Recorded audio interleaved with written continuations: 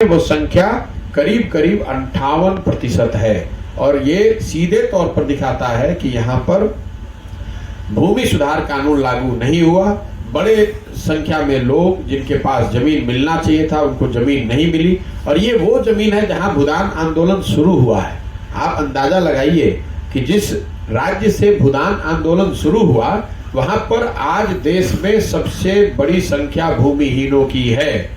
मैं पश्चिम चंपारण का आपको एक आंकड़ा बता रहा हूं, 1,25,000 परिवार ऐसे हैं जिनको पिछले 30 साल में जमीन का पट्टा दिया गया और आज तक उनको उस जमीन का अधिकार नहीं दिया गया, उनको जमीन पर कब्जा आज तक नहीं मिला है। मैं पूर्वी चंपारण का आंकड़ा भी जब ये जिला पूरा करूंगा तो आपके साथ साझा करूंगा।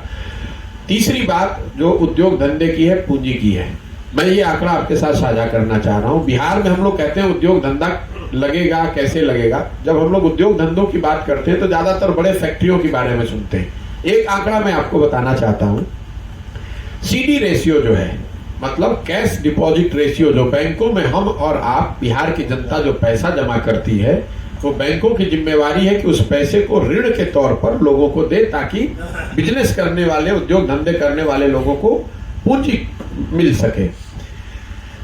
देश में ये आंकड़ा है 70%, मतलब बैंकों में 100 रुपए जमा होता है तो 70 रुपया ऋण के तौर पर लोगों के पास वापस आता है।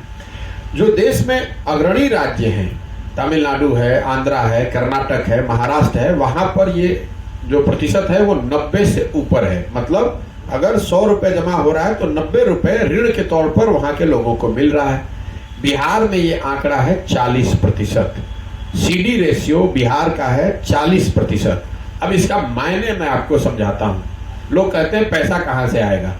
बिहार की गरीब जनता 4 लाख करोड़, पिछले साल 4,12,000 करोड़ रुपया बिहार के लोगों ने बैंकों में जमा किया और अगर राष्ट्रीय स्तर भी आप उठा लें 70%, तो मतलब 2,80,000 करोड़ रुपया बिहार के लोगों को ऋण के तौर पर उनके रोजी रोजगार करने के लिए मिलना चाहिए था। चाहे आप दुकान चलाते हैं, टैक्सी चलाते हैं, उद्योग धंधा करते हैं, छोटा बड़ा जो भी काम करते हैं, 2,80,000 रुपया ऋण के तौर पर एक साल में मिलना चाहिए था।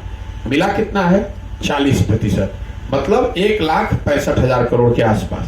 तो आप समझिए 1,20,000 करोड़ रुपया जो, और ये बजट का पैसा नहीं है, ये हम लोग का पैसा है जो मिलना चाहिए। और आप कह रहे हैं कि यहाँ उद्योग धंधा नहीं बढ़ रहा है, रोजगार नहीं बढ़ रहा है। कैसे बढ़ेगा?